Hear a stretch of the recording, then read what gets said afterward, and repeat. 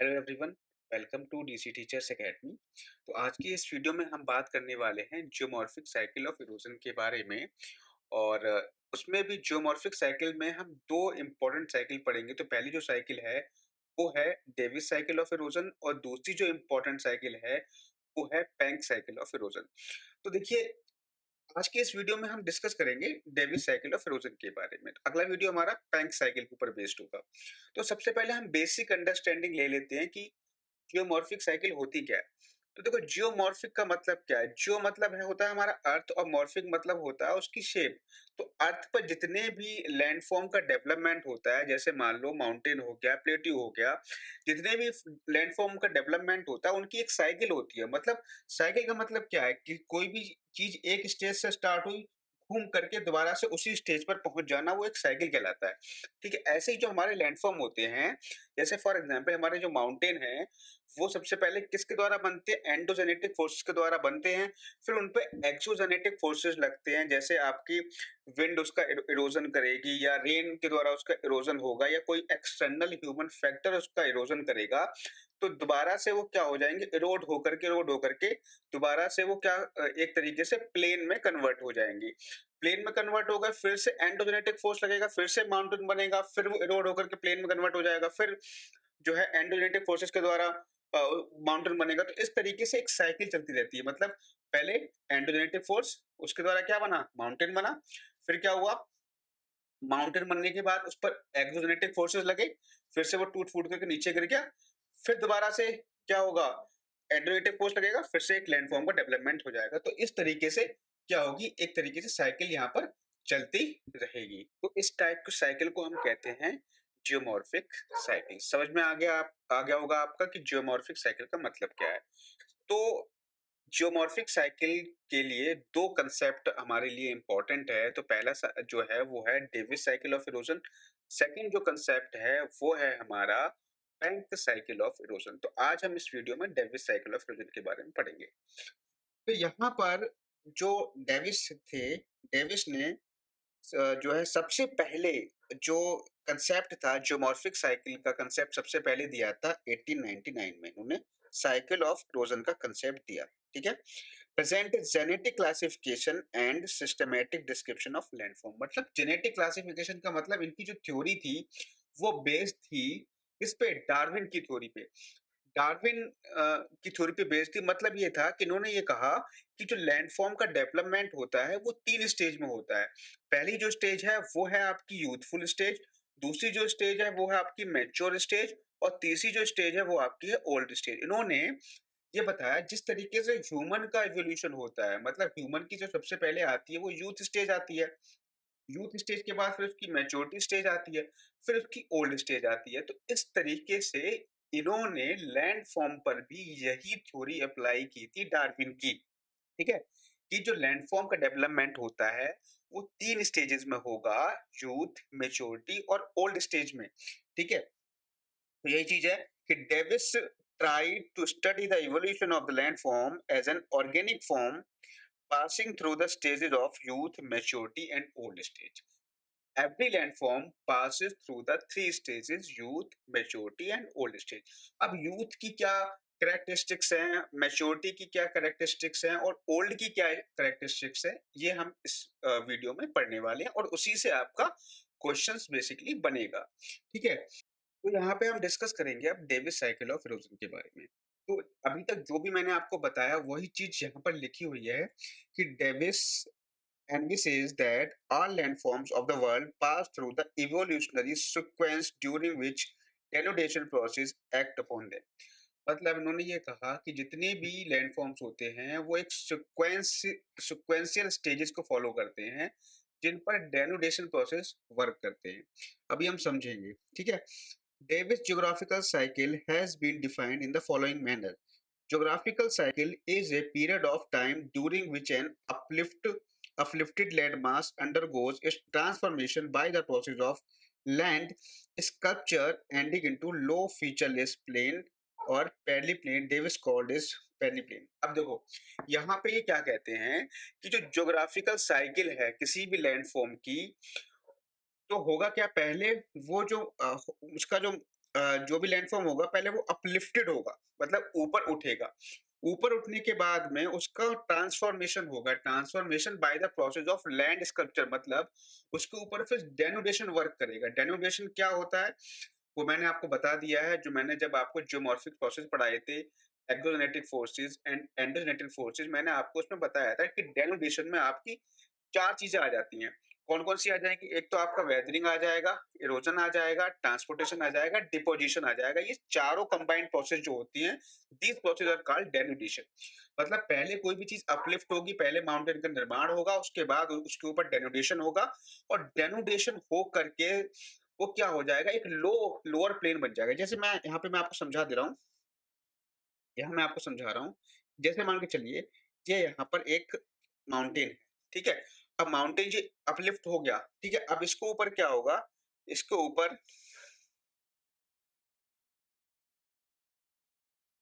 ऊपर क्या होगा कि एयर एयर के द्वारा डेनुडेशन होगा, या हम कह सकते हैं वाटर, जो हमारी रेन होगी उसके द्वारा डेनुडेशन होगा। तो जब एयर और वाटर के द्वारा इसका डेनुडेशन होगा तो क्या होगा, ये जो है, ये वाला जो पर्वत है या माउंटेन है, वो इस तरीके से छोटा हो जाएगा रोड होकर के। फिर दोबारा से डेनुडेशन होगा, फिर ये कुछ टाइम बाद फिर रोड होगा, इतना छोटा हो जाएगा। फिर एक टाइम ऐसा आएगा कि इतना छोटा हो जाएगा, और एक समय ऐसा आएगा कि ये बिल्कुल प्लेन में कन्वर्ट हो जाएगा। मतलब ये स्टेजेस हैं। पहले ये था, इस पर क्या हुआ, एयर और वाटर ने क्या किया, इसका इरोजन किया। फिर इसके बाद में जब इसका इरोजन किया तो इस तरीके से ये इसकी हाइट कम हो गई। फिर इसमें इरोजन हुआ, ठीक है? फिर थर्ड नंबर पे इसकी हाइट और कम हो गई, फिर इरोजन हुआ, फिर इसकी हाइट और कम होगी, फिर एक टाइम ऐसा आएगा कि ये प्लेन में कन्वर्ट हो जाएगा, ठीक है? ये प्लेन में यहाँ पर कन्वर्ट हो गया, और इसी प्लेन को डेविस कहते हैं पेनी प्लेन। क्या कहते हैं इसको? डेविस ने इसका नाम दिया था peneplain. Low featureless plain is called peneplain, ठीक है? और जो लास्ट में जो बनता है, ये बहुत, मतलब कम हाइट का, जो कह सकते हो एक रिलीफ बचता है, उसको ये मोनेड नॉक कहेंगे, जो कि हम आगे बात करेंगे इसी वीडियो में, ठीक है? इतना मैंने बेसिक अंडरस्टैंडिंग आपको समझाई है कि जियोमॉर्फिक साइकिल ये किस तरीके से समझाते हैं, कि सबसे पहले अपलिफ्टमेंट होगा तो उस पर उसका डेनुडेशन होगा, और डेनुडेशन होते होते होते होते क्या हो जाएगा, ये लो फीचरलेस प्लेन में कन्वर्ट हो जाएगा, जिसको डेविस कहेंगे पेनी प्लेन। सिंपल सी बात, ठीक है? अब देखो यहाँ पर डेविस ये कहते हैं कि तीन फैक्टर्स काम करते हैं किसी भी जो है अपलिफ्टमेंट, जब किसी भी चीज का हो जाता है, जब माउंटेन बन जाता है, तो उस पर तीन फैक्टर वर्क करेंगे, और वो तीन फैक्टर ही उसका क्या करेंगे, डेनुडेशन करेंगे, उसी के साथ उसका डेनुडेशन होगा। तो डेविस के तीन फैक्टर हैं, स्ट्रक्चर, प्रोसेस एंड टाइम। ये तीन फैक्टर ऐसे होते हैं जो एक इंपॉर्टेंट रोल प्ले करते हैं किसी के origin and development of landform में, ठीक है? तो इसको इसको नाम देते हैं डेविस ट्रायल्स ऑफ डेविस। इसको डेविस का त्रिक कहा जाता है, हिंदी में डेविस का त्रिक कहा जाता है, या ट्रायोस ऑफ डेविस भी इसको कहा जाता है। तो क्वेश्चन यहीं से बनता है, इसमें बेसिकली जो क्वेश्चन होता है वो यहीं से बनता है कि डेविस के ट्रायोस कौन कौन से हैं। तो पहला है स्ट्रक्चर, दूसरा है प्रोसेस, और तीसरा है स्टेज, या हम कह सकते हैं स्ट्रक्चर, प्रोसेस एंड टाइम, ठीक है? स्टेज को हम यहाँ पर टाइम भी कह सकते हैं। तो देखो स्ट्रक्चर का मतलब क्या है? The term structure induced more than what it is literal meaning, it induce the manner of disposition of underlying rocks, level of hardness, porosity, fold and faults. अब देखो स्ट्रक्चर से का मतलब क्या है, ये लोग क्या स्ट्रक्चर से क्या समझाते हैं? ये कहते हैं कि सबसे पहले क्या होगा, सबसे पहले जो है किसी भी रिलीफ फीचर्स का स्ट्रक्चर को हम देखेंगे। मतलब जैसे माउंटेन बनेगा, सबसे पहले क्या हुआ, अपलिफ्टमेंट हुआ, तो अपलिफ्टमेंट से क्या हुआ, उसका वो माउंटेन बना, ठीक है? तो ये हो गया स्ट्रक्चर इसका। फिर क्या होगा, प्रोसेस। प्रोसेस में ये इंक्लूड करेंगे weathering by river, wind and glacier. Glacier भी क्या करते हैं, इरोजन करते हैं। हम आगे जब जो है इनके landform created by fluvial process, glacial process and wind, तो ये सब हम आगे पढ़ेंगे। फिलहाल आप ये समझ लो कि स्ट्रक्चर में क्या आया था, स्ट्रक्चर में सबसे पहले स्ट्रक्चर बना, अपलिफ्टमेंट हुआ। दूसरा क्या है प्रोसेस, प्रोसेस में क्या होगा, इसका वेदरिंग होगा या इसका डेनोडेशन होगा और किसके द्वारा होगा, वो रिवर के द्वारा होगा, विंड के द्वारा होगा, ग्लेशियल मास मूवमेंट के द्वारा इसका इरोजन होगा। अब आती है स्टेज। स्टेज का मतलब ये है, it means time duration during which the process operate on A structure. मतलब अभी कहते हैं कि हर एक स्टेजेस में प्रोसेस जो होगा वो अलग-अलग होगा, ठीक है? जैसे यूथफुल स्टेज में जो डेनोडेशन का प्रोसेस होगा वो बहुत तेज़ होगा, फिर मैच्योर स्टेज आएगी उसमें थोड़ा-सा स्लो हो जाएगा, फिर ओल्ड स्टेज आएगी तो उसमें और स्लो हो जाएगा। मतलब कि ये डिपेंड करता है किस पर? टाइम पे। स्टेज को मतलब स्टेज का मतलब ये टाइम ड्यूरेशन से लगाते हैं, ठीक है? तो किसी भी लैंडफ़ॉर्म के डेवलपमेंट या इरोजन में 3 स्टेजेस आती हैं, यूथफुल, मैच्योर और आपकी ओल्ड स्टेज, ठीक है? तो ये 3 ट्रायोस ध्यान रखना, इस चीज़ से आपका क्वेश्चन बन जाएगा कि trio which of the following is not a trio given by Davis. तो 4 ऑप्शन दे देगा आपको, स्ट्रक्चर, प्रोसेस, टाइम, इस तरीके से एक ऑप्शन उसने और दे दिया तो वही ऑप्शन उसका राइट आंसर हो जाएगा, ठीक है? तो ये चीज़ आपको ध्यान रखना है। अब देखो, मैंने बताया था कि Davis used the terminology of youth, mature and old state to mark different phases of evolution of landform, ये मैं आपको बता चुका हूँ। तो डेविस की साइकिल को समझने के लिए हम एक डायग्राम लेंगे। तो सबसे पहले समझेंगे कुछ बेसिक इसकी टर्मिनोलॉजी है उनको हम समझेंगे। तो यहाँ पर एक डायग्राम हमने लिया है, ये देखिए, ये एक डायग्राम है। तो यहाँ से हम समझेंगे, ये एक माउंटेन आपको दिख रहा होगा, ये हमारा एक माउंटेन है, ठीक है? ये माउंटेन है। अब इस माउंटेन में आप ये देख रहे हो कि एक रिवर तो यहाँ से जा रही है, ये आपकी रिवर फ्लो हो रही है और एक रिवर यहाँ से फ्लो हो रही है इस तरीके से, ठीक है? अब होगा क्या? अब देखो यहाँ पे मैं आपको ये कहूँ कि इस माउंटेन का सबसे हाईएस्ट पॉइंट देखो, ये यहाँ पर ये आपका माउंटेन हो गया, ठीक है? ये आपका माउंटेन हो गया और ये आपका यहाँ पर मान के चलो ये आपका आ गया ओशन, ठीक है? ओशन, सी वाटर आ गया, ठीक है? अब जो भी रिवर होगी, रिवर यहाँ से निकल करके कहाँ कहाँ गिरेगी आकर के? सीधे ओशन में गिरेगी, ठीक है? तो जो सी लेवल होता है, उसको हम मानते हैं, मान के चलो ये हमारा सी लेवल है, इसको हम मानेंगे सी लेवल, या इसको हम बेस लेवल भी कह सकते हैं। क्योंकि जितनी भी हाइट होती है, वो हमारी किससे नापी जाती है?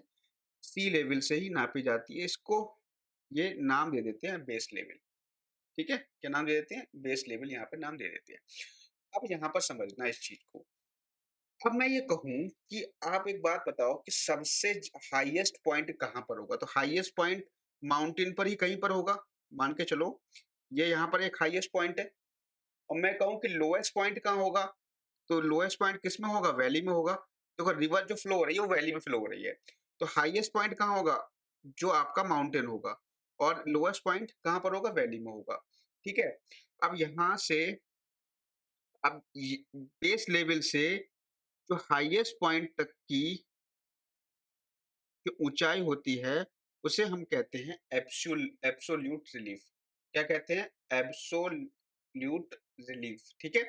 यानी जो आपका हाईएस्ट पॉइंट है और जो बेस लेवल तक की जो हाइट होती है, उसको हम कहेंगे एब्सोल्यूट रिलीफ। एब्सोल्यूट रिलीफ कहेंगे।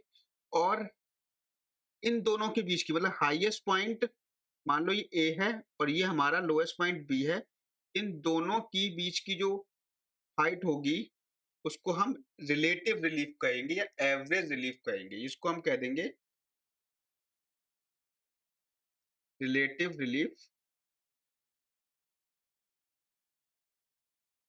या इसको हम एवरेज रिलीफ कह सक देंगे इन दोनों के बीच की ऊँचाई को। ठीक है? इन दोनों के बीच की डिस्टेंस को हम रिलेटिव रिलीफ या एवरेज रिलीफ कह देंगे। ठीक है? इतना तो आपको समझ में आ गया होगा। तो जो हमारा ए और बी के बीच की डिस्टेंस होगी, वो रिलेटिव रिलीफ कहलाएगी, या इसको हम एवरेज रिलीफ भी कह देंगे। और जो बेस लेवल से अपर मोस्ट पॉइंट तक की जो हाइट होगी, उसको हम एब्सोल्यूट रिलीफ कहेंगे। इतनी बात आपको समझ में आ गई होगी। ठीक है? तो इसी के ऊपर जो हमारा बेस्ड है, वो डेविस साइकिल ऑफ इरोजन इसी के ऊपर बेस्ड है, ठीक है? तो हम यहाँ पर एक रिवर को फ्लो करवाएँगे और रिवर ही यहाँ पर हमारा मेन फैक्टर होगा किसका? इरोजन का, ठीक है? रिवर को ही इन्होंने डेविस ने रिवर को ही अपना मेन फैक्टर लिया था इरोजन का, ठीक है? तो एक चीज़ ध्यान रखना जो रिवर फ्लो हो रही है वो यहाँ पर ये आपका माउंटेन है, तो एक रिवर आपकी फ्लो हो रही है इस वाली वैली में और एक रिवर फ्लो हो रही है इस वाली वैली में, ठीक है? ये बीच में माउंटेन ये है। तो होगा क्या कि रिवर क्या करेगी, वैली को डीप करेगी, मतलब रिवर जो है वैली का इरोजन करेगी, यहाँ पे जितना भी आपका जो भी मटेरियल होगा वो इसको इरोड करेगी, मतलब यहाँ पे एक गहरी खाई बनाएगी और साथ-साथ में जो मान लो अगर प्रेसिपिटेशन होता है, रेन होती है, रेनफॉल होती है, विंड वगैरह चलती हैं, उससे इसका भी इरोजन होगा, मतलब उसके अपर पार्ट का भी इरोजन होगा, माउंटेन के अपर पार्ट का भी इरोजन होगा। तो दोनों का साथ-साथ इरोजन होगा, ये चीज़ आपको ध्यान रखनी है, ठीक है? लेकिन साथ-साथ इरोजन का मतलब ये नहीं है कि देखो कभी-कभी क्या होगा कि एक पॉइंट ऐसा भी आएगा कि ऊपर का जो इरोजन होगा वो कम होगा और वैली का इरोजन ज़्यादा होगा, क्योंकि भाई ये वाली जो यहाँ पर जो कारक है, यहाँ पर आपका जो है एक तो रेन वर्क करेगी और एक भी विंड वर्क करेगी, लेकिन परमानेंटली जो है रेन तो परमानेंटली होती नहीं है, तो इसीलिए जो इसका टॉप होगा वो कम इरोड होगा कंपेयर टू वैली के। वैली ज़्यादा इरोड होगी क्योंकि यहाँ पर रिवर कंटीन्यूअसली फ्लो होगी, लेकिन इसका जो टॉप होगा वो कम इरोड इरोड होगा कंपैरिजन टू वैली। ये आपको ध्यान रखना है, अब समझते हैं। अब यहाँ पर देखो, यहाँ पर आप इस डायग्राम में देख रहे होंगे, इस डायग्राम में आप ये देखो कि सबसे पहले इन्होंने इस वाली एक्सिस पे लिया है टाइम और इस वाली एक्सिस पे ली है यहाँ पर एल्टीट्यूड यानी हाइट। इतनी बात समझ गए? ये यहाँ पर इन्होंने एक चीज़ ली है बेस लेवल, ये जो यहाँ पर लिया है इन्होंने, ये बेस लेवल लिया है। ये यहाँ से लेके यहाँ तक का है, ये लाइन जा रही है, ये आपकी बेस लेवल है। ये आपका बेस लेवल मतलब सी लेवल है, यहाँ पे सी है और ये आपकी इन्होंने 3 स्टेजेज़ ली है। एक स्टेज देखो ये है, मैं दिखा दे रहा हूँ आपको। ये स्टेज जो है, ये वाली स्टेज इन्होंने ली है यूथ स्टेज और ये यहाँ से लेके यहाँ के बीच की, यहाँ से लेकर के यहाँ तक की, ठीक है? यहाँ से यहाँ तक की जो स्टेज है, ये है हमारी मैच्योरिटी और यहाँ से यहाँ तक की स्टेज जो है, वो है हमारी ओल्ड स्टेज। तो उन्होंने ये 3 स्टेज ली है। इस डायग्राम से थोड़ा-सा और क्लियर हो जाएगी आपको। तो यहाँ पर आप देख सकते हो, ये है आपकी ये है आपकी यूथ स्टेज, ये है आपकी मैच्योर स्टेज, उसके आगे की जो है आपकी ओल्ड स्टेज है। तो ये 3 स्टेज यहाँ पर इन्होंने ली है। इतनी बात समझ में आ गई आपको? ठीक है? तो इसको अब मिटा दे रहा हूँ मैं। अब यहाँ पर आप देख सकते हो कि ये यहाँ से लेकर यहाँ तक ये आपकी हो गई यूथ स्टेज। अब ये क्या कहते हैं, जो हमारे डेविस हैं वो ये कहते हैं कि सबसे पहले क्या होगा, सबसे पहले अपलिफ्टमेंट हो जाएगा, मतलब अपलिफ्टमेंट हो गया, सबसे पहले क्या बनेगा, किसी माउंटेन बनेगा, ठीक है? सबसे पहले क्या बन जाएगा आपका, माउंटेन यहाँ पर बन जाएगा, अपलिफ्टमेंट होगा सबसे पहले।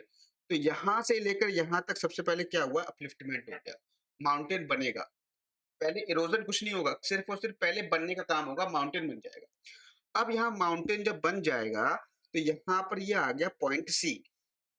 पॉइंट सी पर अपलिफ्टमेंट स्टॉप। अब यहाँ पर अपलिफ्टमेंट स्टॉप हो जाएगा, मतलब माउंटेन पूरा बन जाएगा, अब इसको ऊपर वो नहीं बढ़ेगा। कहने का मतलब माउंटेन की हाइट मैक्सिमम हो गई, अब सी से ऊपर नहीं जाएगी माउंटेन की हाइट, ठीक है? इतना हो गया। अब यहाँ पर देखो, ये है ए और ये है सी, ठीक है? तो मैंने क्या बताया था, बेस लेवल से जो मैक्सिमम पॉइंट है उस तक की जो माउंटेन का जो मैक्सिमम पॉइंट था, उस तक की जो हाइट होगी वो मैंने क्या बताया था? एब्सोल्यूट हाइट बताई थी, एब्सोल्यूट रिलीफ बताया था, ठीक है? और यहाँ से बी और सी को मैंने क्या बताया था? बी और सी को मैंने क्या बताया था? देखो यहाँ पे मैंने आपको बताया था, जो ए और बी के बीच की जो डिस्टेंस होगी, ए और बी के बीच डिस्टेंस होगी, उसको हम कहेंगे रिलेटिव रिलीफ या हम ये कह सकते हैं सॉरी रिलेटिव रिलीफ या एवरेज रिलीफ कह सकते हैं, उसको हम एवरेज रिलीफ भी कह सकते हैं, ठीक है?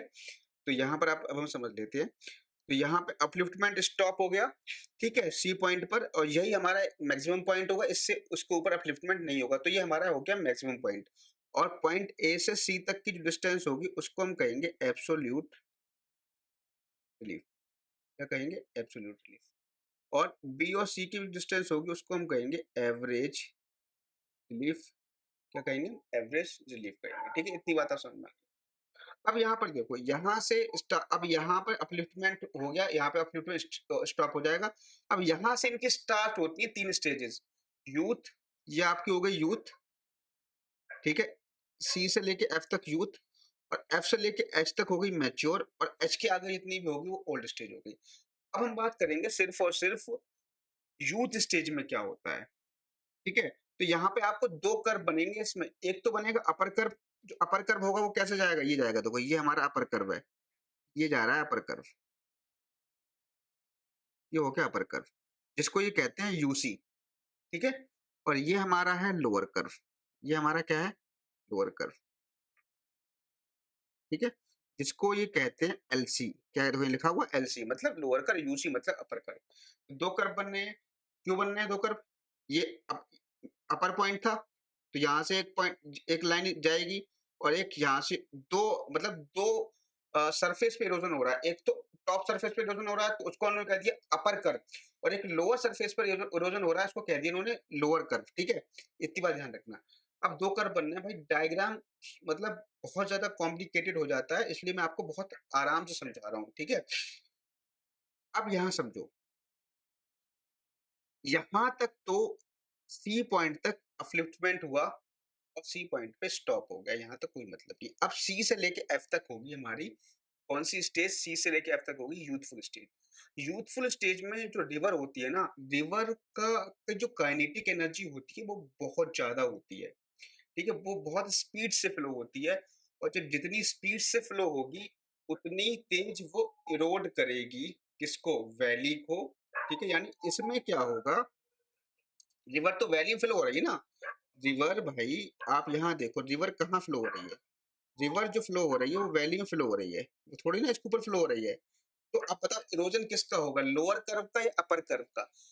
सिंपल सी बात है। तो जो इरोड होगा, जो नीचे जाएगा, वो लोअर कर्व जाएगा या अपर कर्व जाएगा? तो सिंपल सी बात है, लोअर कर्व जाएगा सर, लोअर कर्व जाएगा ना, क्योंकि रिवर कहाँ फ्लो हो रही है? वैली फ्लो हो रही है, तो लोअर कर्व देखो नीचे जा गया है, इस तरीके जा रहा है नीचे। लेकिन जो ऊपर वाला कर्व है सी से लेके एफ तक, बिल्कुल आपको स्ट्रेट लग रहा होगा, बहुत कम, मतलब जो माउंटेन का टॉप है, जो माउंटेन का जो इसको हम कह सकते हैं वाटर डिवाइडर, इसको हम कह सकते हैं वाटर डिवाइडर, ये क्योंकि यहाँ पे वाटर फ्लो हो रहा है, यहाँ वाटर फ्लो हो रहा है, और ये हमारा एक तरीके से माउंटेन एक वाटर डिवाइड का काम कर रहा है। तो आप बताओ वाटर डिवाइडर इरोड होगा? नहीं होगा, क्योंकि रिवर इसमें फ्लो हो रही है, तो ये नीचे जाएगा और ये भी नीचे जाएगा, लेकिन ये नीचे नहीं जाएगा, ठीक है? जाएगा भी तो बहुत कम जाएगा। तो इसीलिए आप यहाँ देख रहे हो कि यहाँ पर आपने ये देखा कि यहाँ पर जो लोअर कर्व है वो नीचे की तरफ आ गया, लेकिन अपर कर्व बिल्कुल थोड़ा-सा स्ट्रेट आपको दिख रहा है कि स्ट्रेट लाइन आएगी अपर कर्व कर्व वाली सी से लेके एफ तक, और बी आपको नीचे जाते हुए दिखाई दे रहा है, क्योंकि यहाँ पर रिवर जो है यूथफुल स्टेज में है, और यूथफुल स्टेज में जो उसकी स्पीड होती है वो बहुत ज़्यादा होती है, इसीलिए ये ज़्यादा इरोड करेगी, ठीक है? इतनी बात देखो, बहुत कॉम्प्लिकेट होता है, मतलब समझाते नहीं है लोग, मैं यहाँ पे आपको बहुत बेसिक से समझा रहा हूँ, ठीक है? ये चीज़ हो गई। तो यहाँ पर आप देख सकते हो कि यहाँ पर वैली डीपनिंग हो गई थी, वैली बन रही है देखो इस तरीके से, इतनी वैली बनी, फिर और बन गई, मतलब यहाँ पे ये इस कर्व हमारा इस तरीके से क्यों जा रहा है? 1 मिनट रुको, कर्व हमारा इस तरीके से क्यों जा रहा है? क्यों जा रहा है बताओ इस तरीके से? इसलिए जा रहा है क्योंकि ये जो साइन होता है, ये होता है वैली का। किसका साइन होता है? वैली का। अब यहाँ पर जो यहाँ पर आप देख रहे होगे कि ये क्या बन रही है? ये वैली ही तो बन रही है। ये देखो, क्या बना रही है? वैली बना रही है। तो यहाँ पर क्या है कि यहाँ पर जो रिवर होगी वो वैली बनाती हुई चलेगी। तो रिवर ने पहले इतना मतलब वैली बनाई, फिर उसके बाद में स्पीड और बढ़ेगी, तो वो और गहरी वैली बनाएगी। तो यहाँ पर आपको दिखेगी वी शेप, यहाँ पर आपको वी शेप दिखेगी, क्योंकि यहाँ पे जो हो रहा है वर्टिकल इरोजन हो रहा है, वर्टिकली इरोड कर रही है। वर्टिकल इरोजन का मतलब ये है, जैसे ये खाई है यहाँ पर अगर ये खाई है, तो इसी खाई को और इरोड कर रही है, तो और गहरी बना रही है। पहले इतनी गहरी थी, अब जाकर के ये इतनी ज़्यादा गहरी हो गई। यहाँ पे देखो, पहले ये इतनी गहरी थी, अब और गहरी कर दी। तो इस तरीके से ये क्या कर रही है? वर्टिकल इरोजन कर रही है, क्योंकि यहाँ पर स्पीड जो है ज़्यादा है रिवर की। अगर मान के चलो पानी आप ऊपर से गिराओ, तो जब ज़मीन पे गिरेगा तो कहने का मतलब है फोर्स ज़्यादा लगेगा तो वो वर्टिकली इरोड करेगी, ठीक है? तो यूथफुल स्टेज में होता क्या है, वर्टिकली इरोजन जो होता है वो मैक्सिमम होता है। इसके बाद देखो, इसके बाद में अब F टू H, F से लेके H तक। अब इसमें ये बताओ, इसमें C से लेके F में एब्सोल्यूट हाइट चेंज होगी? आप बताओ। एब्सोल्यूट हाइट क्या है? A से लेके C तक की जो हाइट होती है वो मामूली सी चेंज होगी, मतलब नहीं चेंज होगी। तो यहाँ पे एब्सोल्यूट हाइट जो होती है A से लेके C या डी से लेके एफ बहुत कम चेंज होती है, क्योंकि ये वाली लाइन जो है बिल्कुल स्ट्रेट रहती है, क्योंकि आपका जो वाटर डिवाइड का इरोजन तो होता नहीं है, क्योंकि वैली डीपनिंग होती है, वैली को इरोड करती है, इसलिए यहाँ पे एब्सोल्यूट जो हाइट होगी वो चेंज नहीं होगी। अब मैं कहूँ यहाँ पे एवरेज हाइट चेंज होगी, एवरेज रिलीफ चेंज होगा? हाँ, होगा। यहाँ पर आप क्योंकि किस लिए होगा, क्योंकि नीचे वाला जो कर्व है यानी वैली डीपनिंग होती जा रही है, यहाँ पे आप देखोगे हाइट कम है, यहाँ पे हाइट ज़्यादा हो रही है। तो ये कहने का मतलब ये है कि एवरेज रिलीफ जो यहाँ पर होगा बढ़ेगा या कम होगा? तो एवरेज रिलीफ यहाँ पर बढ़ेगा। यहाँ देखो, यहाँ कम था और यहाँ आपका बढ़ गया। ठीक है? तो ये चीज़ आपको ध्यान रखनी है। अब आगे आ जाओ, एफ टू एच आ जाओ। एफ टू एच जब आओगे तो यहाँ पर आप देखोगे ये आपकी आ गई मैच्योरिटी स्टेज। मैच्योरिटी स्टेज में क्या होता है कि जो रिवर की जो स्पीड होती है, वेलोसिटी होती है, वो थोड़ी स्लो हो जाती है भाई। पहाड़ों पे से रिवर जब गिरेगी तो इनिशियल स्टेज में होगी, यूथफुल स्टेज होगी तो स्पीड ज्यादा होगी, धीरे धीरे जब जो पहाड़ों से नीचे गिरने लगती है तो मैच्योर जब अपने स्टेज में आ जाती है तो थोड़ी सी इसकी स्पीड स्लो हो जाती है। जब स्लो हो जाती है तो होगा क्या कि यहाँ पर जो स्पीड जब स्लो हो जाएगी तो वो वैली डीपनिंग नहीं करेगी, वो लेटरल इरोजन करेगी। लेटरल इरोजन का मतलब क्या है? वो आपकी यहाँ पर जैसे मान के चलो, ये आपकी घाटी है, तो इसमें वो क्या करेगी, जैसे ये आपके पहाड़ बने हुए हैं ना, तो वो यहाँ वैली डीपनिंग ना करने, यहाँ यहाँ पे इरोजन नहीं करेगी, वो साइड में इरोजन करेगी, साइड को काटेगी। जब साइड को काटेगी तो पहले तो वर्टिकली इरोजन कर रही थी तो वी शेप बन रही थी। अब क्या होगा, वो इस तरीके से इरोजन करेगी, अब ये बन जाएगा यू शेप। यू शेप मतलब अब वो इस वाली साइड पे इरोजन कर रही है और इस वाली साइड पे इरोजन कर रही है। तो यहाँ पर ये यू शेप बन जाएगी, ठीक है? यू शेप बन जाएगी। अब यहाँ पे जो मैच्योरिटी स्टेज में जो होता है वो लेटरल इरोजन होता है। और लेटरल इरोजन होगा तो यहाँ पे क्या होता है कि लेटरल इरोजन, अब यहाँ पे अगर हम कंपैरिजन करें तो यहाँ पर आपका जो वाटर डिवाइड होता है, माउंटेन का भी इरोजन होता है। अब माउंटेन का इरोजन यहाँ पे में क्या ये कह सकते हो कि अभी जो यूथफुल स्टेज थी, यूथफुल स्टेज में क्या हो रहा था कि वैली डीपनिंग ज़्यादा हो रही थी। तो हमें इसका इरोजन जो हुआ था बहुत कम हो रहा था हमें कंपैरिजन में, तो ये बहुत कम मालूम पड़ रहा था। लेकिन मैच्योर स्टेज में दोनों जो है एक तरीके से बराबर होते हैं। यहाँ पे लेटरल इरोजन रिवर करती है और साथ में जो हमारी रेन वगैरह होती है, विंड्स के द्वारा इरोजन होता है जो वाटर डिवाइड का, वो भी होता है। तो यहाँ पे आप देखोगे कि ऊपर वाला जो कर्व है वो भी नीचे की तरफ आएगा, यानी माउंटेन का भी इरोजन हो रहा है एज वेल एज आपकी रिवर भी घाटी का जो है वो लेटरल इरोजन कर रही है, वर्टिकल नहीं कर रही है, साइड में इरोजन कर रही है। साइड में इरोजन कर रही है तो यहाँ पे आपने देखा होगा, यहाँ पर आपको वी बना होगा, फिर यहाँ पर आपको यू बनता हुआ दिखाई देगा। देखो बनता हुआ दिखाई दे रहा है यू, मतलब ये है यहाँ पर क्या हो रहा है, घाटियां अब चौड़ी हो रही है, वैली अब यहाँ पर चौड़ी हो रही है, डीप नहीं हो रही, वैली वाइडनिंग हो रही है, लेटरल इरोजन हो रहा है। इतना समझ में? तो यहाँ पे देखो बहुत लोग डायग्राम क्या करते हैं, उल्टा बना देते हैं, यहाँ पर वी बना दी। तो यहाँ पर इस डायग्राम का मतलब है वी कब बनना है, यू कब बनना है, यहाँ आपको बनाना है। तो यहाँ पर कहने का मतलब जो यूथफुल स्टेज थी उसमें वैली डीपनिंग हो रही थी, वी आकार की घाटी बन रही थी। लेकिन जब मैच्योरिटी स्टेज आएगी तो यू आकार की घाटियां बनना चालू हो जाएगी। ठीक है? यानी अब यहाँ पर मैं कहूँ, आप बताओ एब्सोल्यूट रिलीफ कम हो रहा है, ज्यादा हो रहा है? तो आप यहाँ कहोगे कि सर एब्सोल्यूट रिलीफ यहाँ पर कम होता जा रहा है। यहाँ पर हाइट ज़्यादा थी, यहाँ पर हाइट कम होती जा रही है। देखो यह कम होती जा रही है, कम होती जा रही है, ठीक है? अब यहाँ पर क्या होगा, एब्सोल्यूट रिलीफ जो है वो कम होता जाएगा, ठीक है? एब्सोल्यूट रिलीफ कम होता जाएगा। और यहाँ पर अगर हम बात करें एवरेज रिलीफ जो है यहाँ पर आपका कैसा रहेगा, एवरेज रिलीफ भी यहाँ पर आपका कम होता जाएगा, ठीक है? दोनों यहाँ पर कम होते जाएंगे, ठीक? अब हमारी बात आ जाती है ओल्ड स्टेज पे। आ जाओ, ओल्ड स्टेज पे क्या होगा, ओल्ड स्टेज पे जो नदी की स्पीड होगी, रिवर की स्पीड होगी और कम हो जाएगी। जब और कम हो जाएगी तो वो और कम इरोजन करेगी, ठीक है? तो यहाँ पर आप देखोगे कि और मतलब साइडों में इरोजन करेगी, और जब साइडों में इरोजन करेगी और ऊपर से माउंटेन का इरोजन तो हो ही रहा है। तो एक टाइम ऐसा आएगा कि माउंटेन जो है बहुत छोटे होते हुए चले जाएँगे, छोटे यहाँ पे देखो यू आकार की घाटी बनेगी।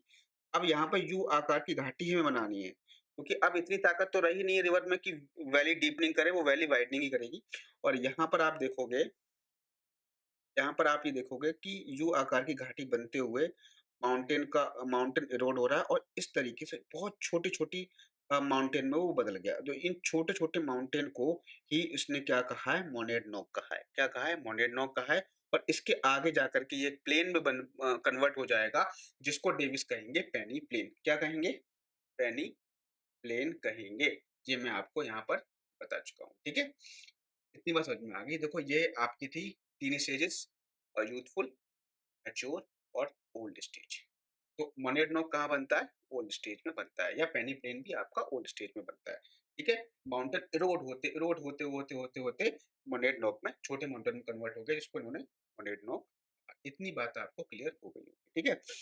अब यहाँ पर क्या हो रहा है? यहाँ पर एब्सोल्यूट रिलीफ भी कम होता जा रहा है और एवरेज रिलीफ भी यहाँ पर कम होता है। मतलब यूसी अपर कर्व भी लोअर हो रहा है और लोअर कर्व भी तो लोअर हो ही रहा है। ठीक है? ये आपको बात समझ में, और एक टाइम ऐसा आएगा कि जो है इरोजन कब तक होगा? जब तक कि रिवर जो है बेस लेवल को प्राप्त नहीं कर लेती, तब तक इरोजन होता रहेगा। मतलब सी लेवल को प्राप्त नहीं कर लेगी, तब तक इरोजन होता रहेगा। तो बस ये मैंने आपको बता दिया। अब यहीं पर आपको थोड़ी-सी कहानी ये जो है इस तरीके से, यहाँ देखो स्टेजेस ऑफ साइकिल। तो स्टेजेस ऑफ साइकिल जो है begin with the upliftment of land mass. तो लैंड मास के अपलिफ्टमेंट से स्टार्ट होती है। ठीक है? अब यहाँ पर आप देख सकते हो कि ये जो मैंने यहाँ पे लिखा हुआ है वो सारा मैंने आपको बता दिया है, सब बता दिया है, ठीक है? UC and LC denote the hill tops and crest of water divides and valley floors, ये सब मैंने बता दिया है, ठीक है? तो इसको इसके बारे में आप जो है नोट्स जब बनाओगे तो इस तरीके से बना लेना। ADG line denotes the base level, यहाँ देख सकते हो एडीजी, ये जो लाइन जा रही है ये हमारी क्या है? Base level. तो ये सारी चीजें मैंने आपको बता दी, यहाँ से आप लिख लेना, ठीक है? अब यहाँ पर हम आ जाते हैं यूथफुल स्टेज में क्या होता है। देखो 3 स्टेजेस थी, पहली थी यूथफुल स्टेज, सब मैंने बता दिया। बस आपको अब मैं यहाँ पे थोड़ा बहुत और समझा दे रहा हूँ। Erosion start after the completion of upliftment, जब अपलिफ्टमेंट हो जाता है, अपलिफ्टमेंट होने के बाद इरोजन स्टार्ट होता है, ठीक है? तो erosion start after the completion of the upliftment of the land mass के अपलिफ्टमेंट होने के बाद इरोजन स्टार्ट होगा। तो the process is called valley the stream strengthening increase in the length of the river. मतलब होगा क्या? जब ऊपर से रिवर आएगी तो लेंथ की रिवर बढ़ेगी, ठीक है? Because of the steep slope and steep tunnel gradient river actively deepen their valley, मतलब वैली को डीप करेगी, वैली डीपनिंग होगी, ठीक है?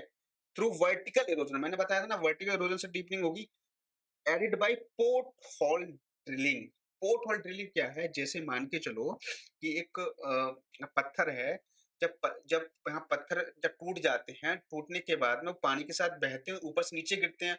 ऊपर से नीचे गिरने के बाद में पत्थर एक लट्टू की तरह घूम करके इरोड करते हुए चले जाते हैं। इरोड जो बहुत सारे पत्थर होते हैं भाई, जब रिवर अपने साथ बहुत सारे पत्थर लेकर के आती है माउंटेन से, और जब वो वैली में जाते हैं तो वैली के तली से टच होकर के घूम घूम करके वो क्या करेंगे? उसको और गहरा करते हुए चले जाएँगे। उसी को हम कहते हैं पोर्ट होल ड्रिलिंग, ठीक है? पोर्ट होल ड्रिलिंग के बारे में हम आगे ही बात कर लेंगे। अ, आगे ये टॉपिक आएगा, ठीक है? डीप चीज़ हो गई, ठीक है? अब this process is called valley deepening. तो यहाँ पे वैली डीपनिंग होती है। Youthful stage is characterised by the rapid rate of vertical erosion. यहाँ पे क्या होगा? सिर्फ़ और सिर्फ़ वर्टिकल इरोजन होगा और वैली डीपनिंग होगी। क्योंकि यहाँ पे जो ग्रेडिएंट का स्लोप होता है, वो बहुत स्टीप होता है। मतलब ऊपर से जब रिवर आएगी नीचे की तरफ तो बहुत ज़्यादा उसकी स्पीड भी ज़्यादा होगी और वो स्लोप जो होगा बहुत स्टीप होगा, बहुत ज़्यादा अ, एक तरीके से खड़ा ढाल होगा, ठीक है? Steep tunnel gradient increases the velocity and kinetic energy of the river flow. वही चीज़ जो मैंने बताई है आपको। Increase transporting capacity of the river allows them to carry big boulders of high calibre which help them in valley incision. मतलब जब river जब फ्लो होती है वैली में, तो अपने साथ वो क्या लेके आती है? बिग बोल्डर्स लेके आती है, मतलब बड़े-बड़े पत्थर लेके आती है जो उनको हेल्प करते हैं वैली इन सीजन, मतलब वैली डीपनिंग में जो है उनकी हेल्प करते हैं through the port hole drilling. वही चीज़ जो मैंने आपको बताई थी। The lower curve falls rapidly. Lower जो कर्व होगा वो रैपिडली फॉल होगा, ना कि upper curve. Fall rapidly because of the valley deepening, but upper curve यानी यूसी summits of the water divides और interstream area remain almost the parallel of the horizontal axis. मतलब जो आपका अपर कर्व होगा वो हॉरिजॉन्टल ही रहेगा। जैसे मैंने आपको यहाँ बताया था, दिखा दे रहा हूँ आपको। अपर कर्व यहाँ पे हॉरिजॉन्टल रहा, लेकिन ये जो लोअर कर्व था, ये आपका फॉल होगा, ठीक है? यही चीज़ मैंने आपको समझाई थी। The lower curve falls rapidly because the valley deepening, लेकिन upper curve remains almost parallel to the horizontal axis, ठीक है? यही मैंने आपको यहाँ पर बताया था, ठीक है? तो इसकी जो यूथफुल स्टेज की कैरेक्टरिस्टिक क्या हुई, यहाँ पर क्या होगा, वैली डीपनिंग होगी, ठीक है? The valleys of the V shape characterised by convex valley side slope. यहाँ पे जो वैली जो बनेंगी वो किस तरीके की बनेंगी, कॉन्वेक्स वैली स्लाइड स्लोप यहाँ पर इनका निर्माण होगा, ठीक है? तो ओवरऑल यहाँ पे क्या बनेगी, गॉर्ज या कैनियन यहाँ पर बनेगी, ठीक। आगे हम देखेंगे मैच्योरिटी स्टेज में क्या होगा, लेटरल इरोजन। मैंने बताया था अब साइड में इरोजन होगा, अब डीप इरोजन नहीं होगा, साइडों में इरोजन होगा। And well integrated drainage network यहाँ पर मिले बनेगा। वर्टिकल इरोजन और valley deepening is remarkably reduce, मतलब यहाँ पर वर्टिकल इरोजन रिड्यूस हो जाएगा, लेटरल इरोजन यहाँ पर स्टार्ट हो जाएगा। And there is a marked fall in the upper curve, अब यहाँ पर अपर कर्व भी नीचे की तरफ आना स्टार्ट हो जाएगा, ठीक है? There is a marked lowering of the absolute relief, जब वो नीचे आएगा, जब अपर कर्व नीचे आएगा तो एब्सोल्यूट रिलीफ भी क्या आएगा, नीचे की तरफ आएगा, ठीक है? इतनी बात है आपको यहाँ पर समझ में आ गई होगी, ठीक है? Thus absolute relief and relative relief both decrease, दोनों ही क्या करेंगे, डिक्रीज करेंगे। और यहाँ पे lateral erosion leads to valley widening which transform V shaped valley to the U shaped valley, मतलब यू शेप्ड वैली में कन्वर्ट ही कर देगा। आगे हम बात करें अब ओल्ड स्टेज की। ओल्ड स्टेज क्या होगी, almost totally absence of valley incision. यहाँ पे क्या होगा, वैली इंसीजन नहीं होगा, बट लेटरल इरोजन यहाँ पर आएगा, वैली वाइडनिंग यहाँ पर होती रहेगी।